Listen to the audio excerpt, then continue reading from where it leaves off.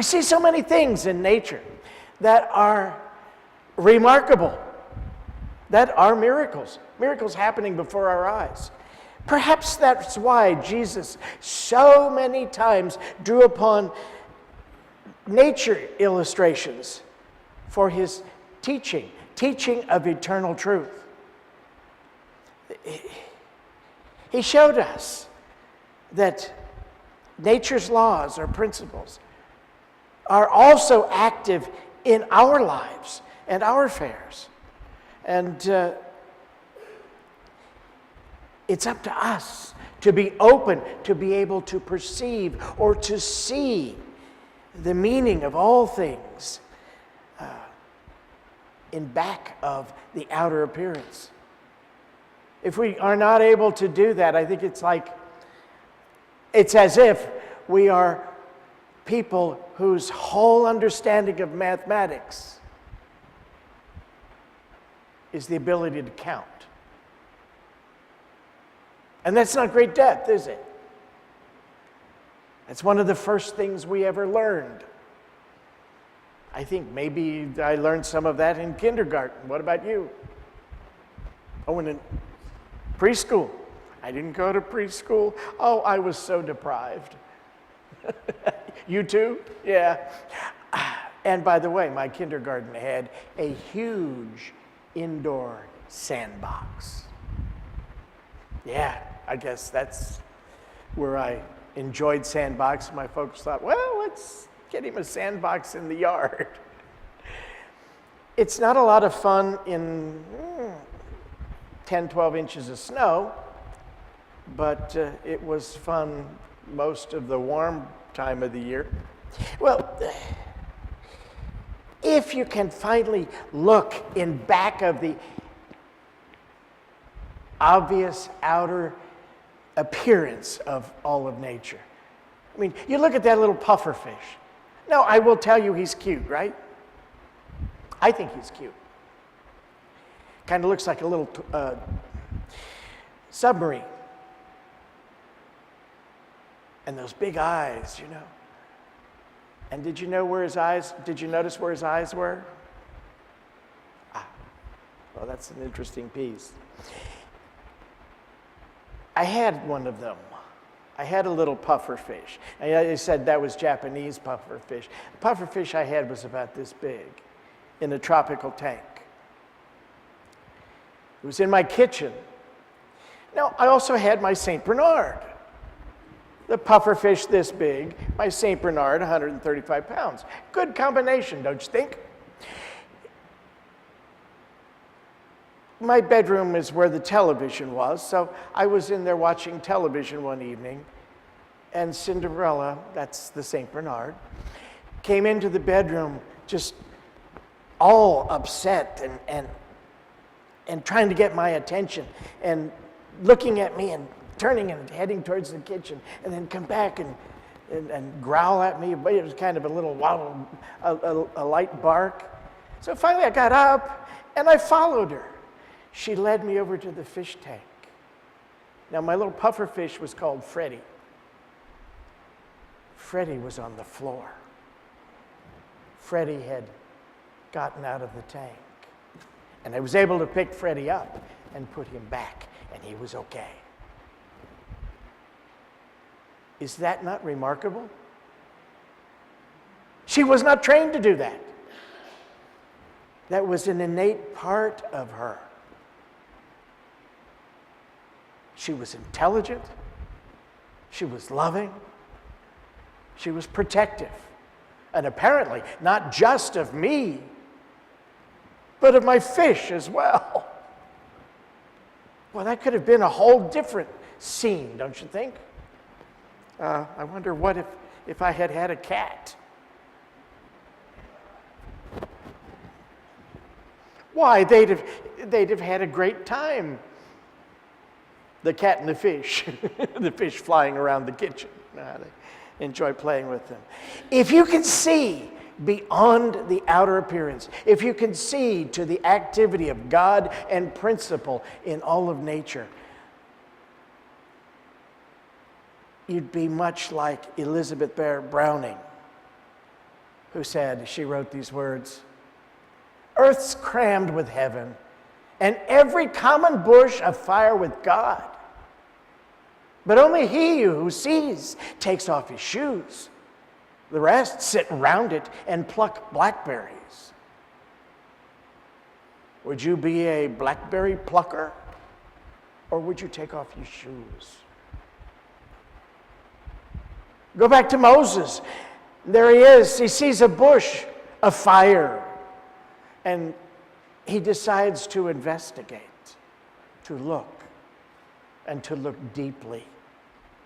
And this is really a story of someone having an internal experience, looking in the depths of themselves. And what does he see? He sees that fire of the divine.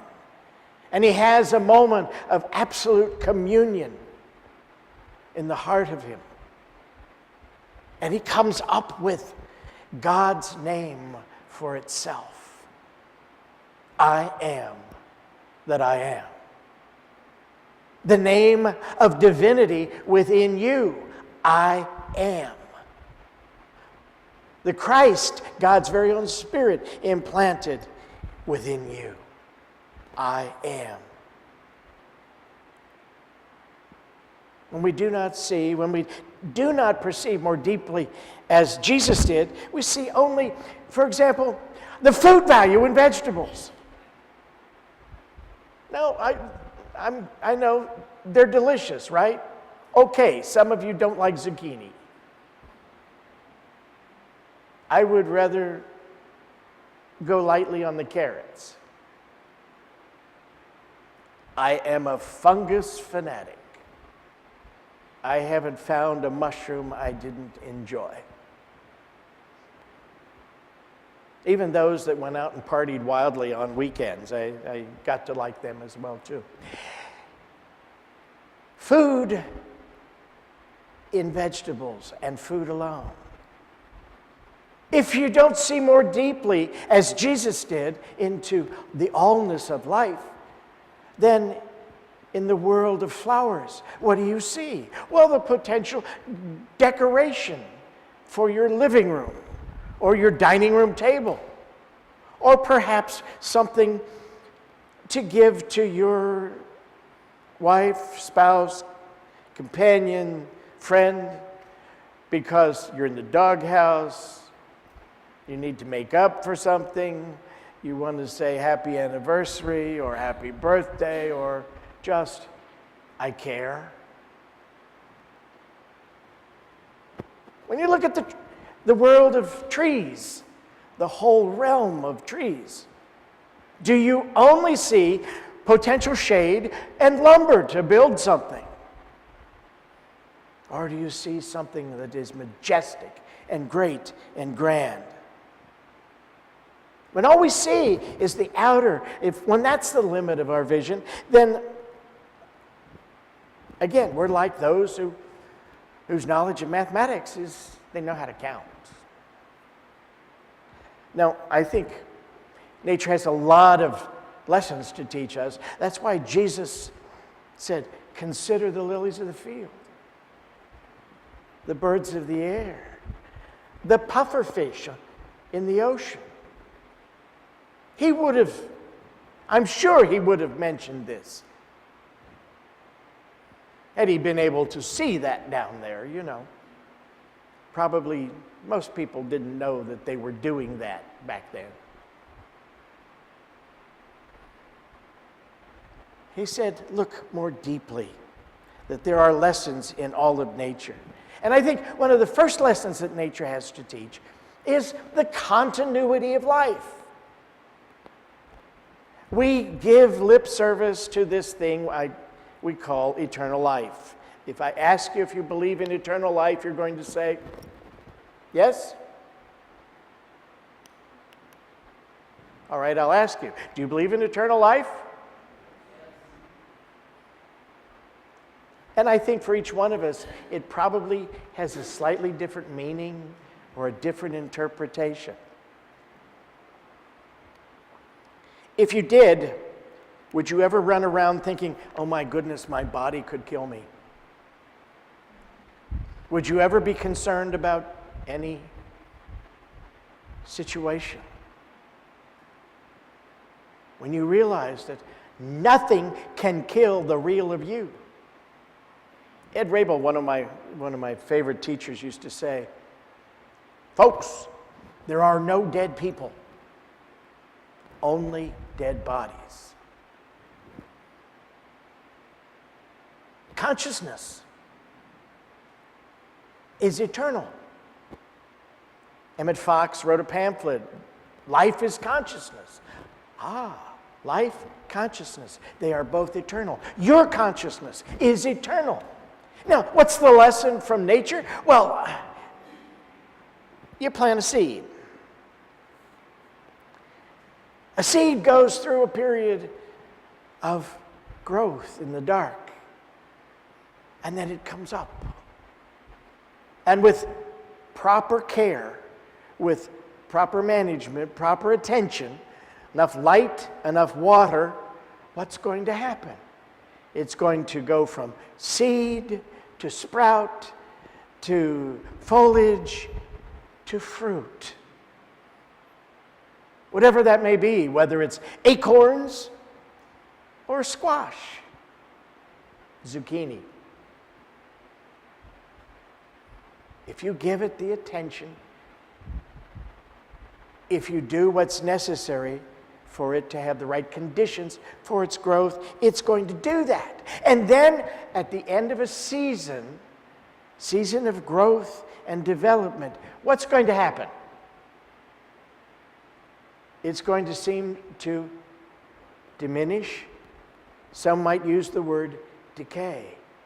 Is it gone? Is the life of that gone? No. Where is the life of that? And the intelligence of the zucchini? It's in every seed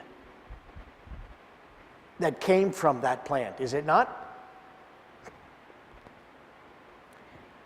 It can return the next season all over again. It's a reminder that life goes on. You don't panic when autumn comes and think, "Oh my God, the world is dying. It'll never be the same. Everything's turning brown and the leaves are falling off, and I'll have to look at this cold and dreary and barren and brown grass and no flowers for the rest of my existence." Do you ever worry about that? No concern, right? Because you know the life is still there. It is in another place. It may be dormant down in the roots. It may be dormant in the seeds, but it's not gone. It is there to return. Now, that's a pretty powerful lesson, don't you think? But how much attention do we pay to that? How much do we look at nature and say, "Hey, that's just like us"? Isn't that the same cycle of the soul? We come into this, let's call it a garden of humanity, if you will. We come into this garden as human buds. That's a nice term, human buds. And we develop through a process. We unfold. We unfold through childhood and youth and hopefully maturity. You know, there's different levels of that. I still haven't met an adult. If you meet one, would you tell them to come see me? I'd like to see what an adult looks like. There's no magic age where all of a sudden that happens, is there? I mean, at 21, did all of a sudden you go, "Oh, now I'm an adult." I just was 21. And it felt like me at 20. Or 19. Over the years, we grow and mature, but there's no magic moment where we say, "Oh, I'm ripe, I'm done. I'm all that I'm going to be." We continue. And then there comes a period where begin to do something else. And like the seed, the consciousness that we are continues, and the life that we are continues, and all the experiences continue in that seed. And eventually a new season, and we express again as a human bud. We do the same thing as nature. The life within us is ever ready to expand again and to live in a new portion of God's great garden of life. So perhaps this is one of the greatest teachings that nature has for us, as a reminder. Are you any less than the lilies of the field, or the birds of the air, or that glorious pufferfish? Now, I said I had one, but when I saw this video, I wanted to hug that little guy, kiss him, and tell him how wonderful he was. What an expression of God life, but even more importantly, divine intelligence.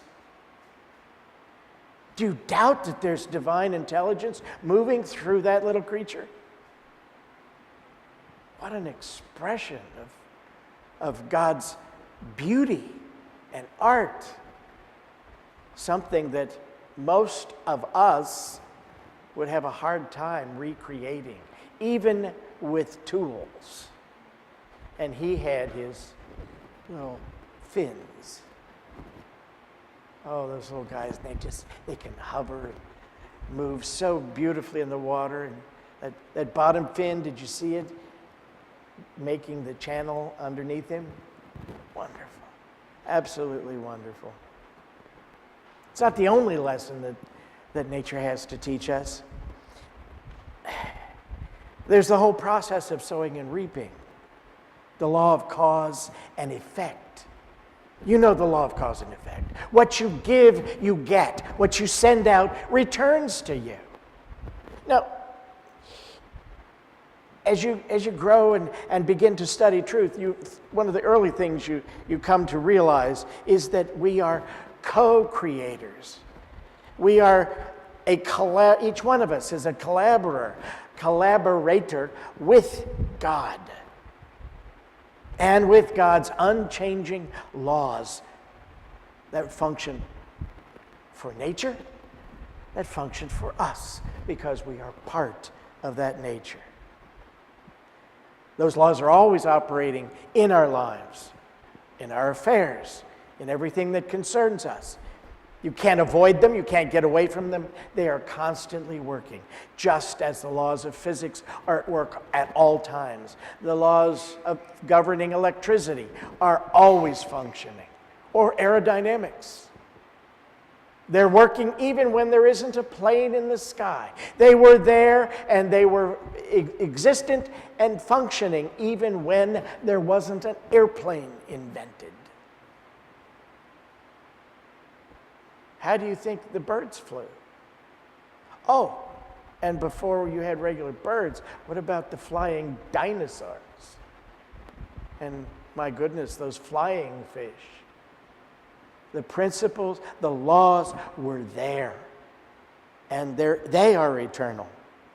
Now, in this life, we are never alone. That loving presence that we call God is always with us. And we can depend on that presence and upon the working of God's laws at all times. You have never found the place where God is not, and you have never found the point in time or space where God's principles don't work. Never. Back in the, 1960s, while I was at the conservatory in Cincinnati, I spent a summer working at Cincinnati Playhouse, which is a professional theater, an equity theater in Cincinnati. And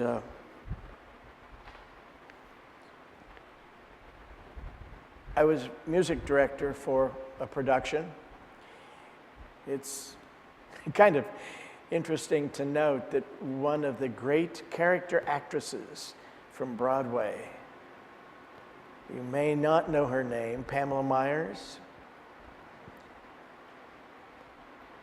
was a high school student in their apprentice program, for which I was the music director at that theater that summer. She ended up going to the conservatory in Cincinnati, the theater department, and then on to New York. The conservatory in Cincinnati, I don't know how it is today, but it used to have back even into the early 90s, had more people on Broadway than any other school in the country. But she was phenomenal. I remember she showed me how she could do a turtle. Got down on the floor and she moved, and her face and all her motions were like a turtle. It was a workshop thing that they were supposed to become some animal, and she did turtle. And I have to say, it was the finest turtle I have ever seen. I wanted to put some food down for her. It was so good. Well, that summer, Playhouse did the musical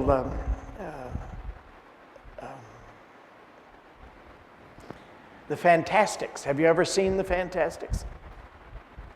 It's a small cast, but it's a hoot. And one of the songs, two families side by side, one family has a son, the other has a daughter, the boy and girl, you know, there's a romantic interest there, and the two fathers start singing at each other. One of the songs is, "Plant a radish, get a radish, not a Brussels sprout.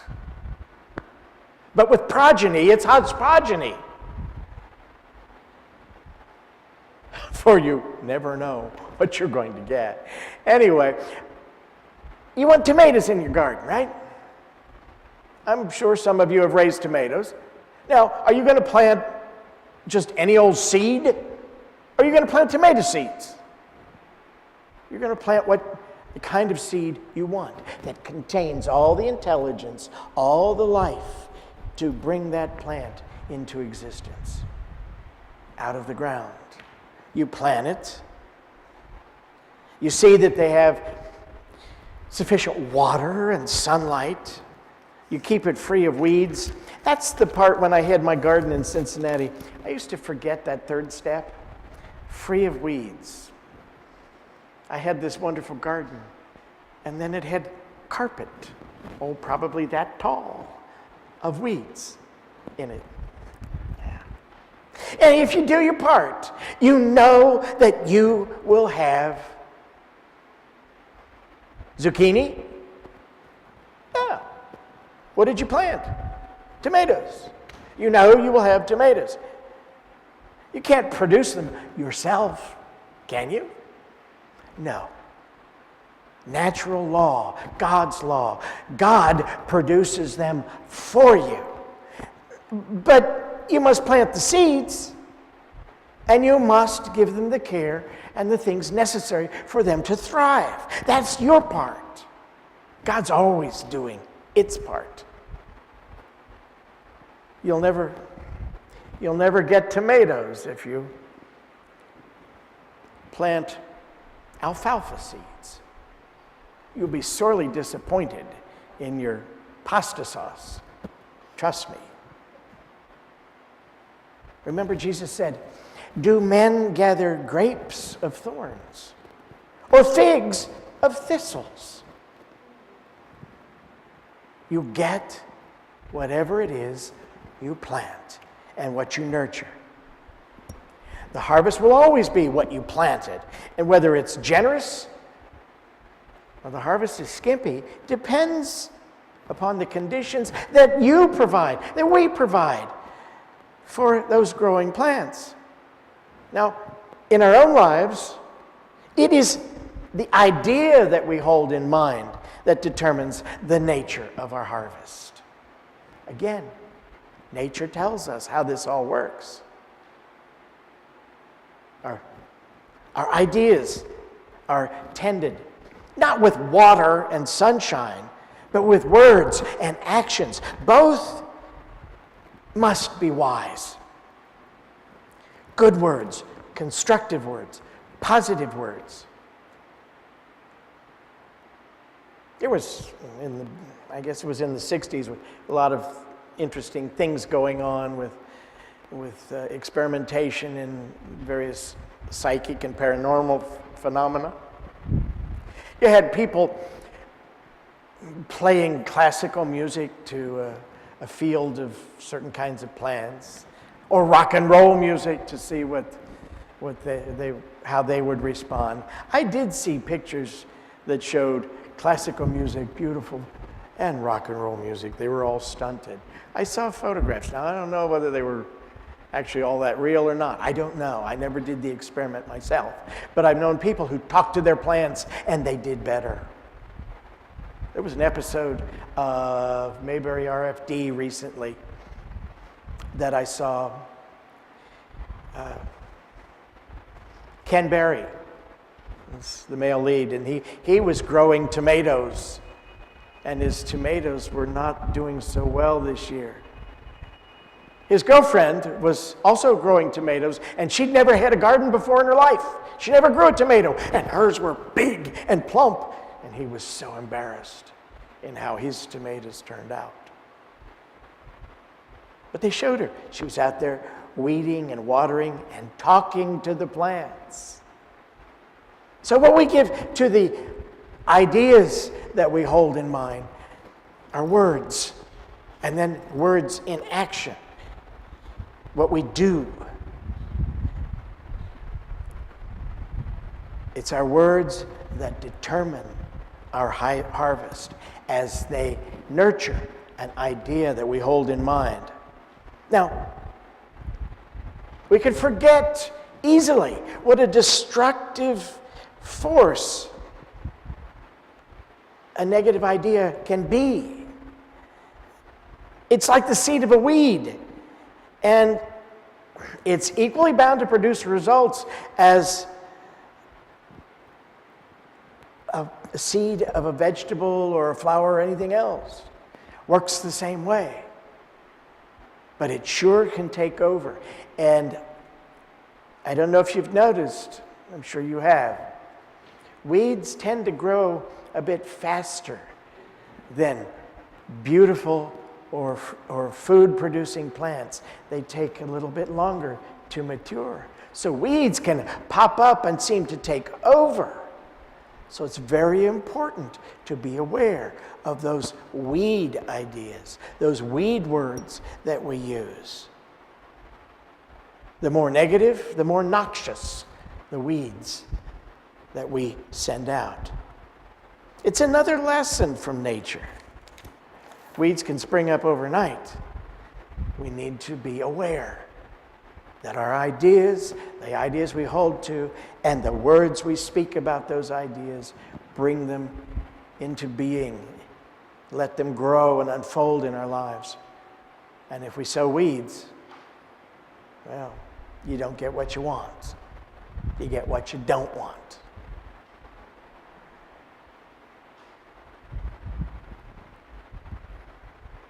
There's another aspect of all of this. And I think as you work with an idea and you hold an idea in mind and you invest some energy in it, some thought energy and some action in it, it may be a good thing to pray about it as you go along. Now, it seems that Rudyard Kipling had an awareness of all of this. He spoke about Adam. He said, Adam was a gardener, and God who made him sees that half a proper gardener's work is done upon his knees. The act of praying, of taking time to center yourself and be open to guidance, to fill yourself with the purest divine ideas and nurture them with positive thoughts, with affirmation instead of weed seed.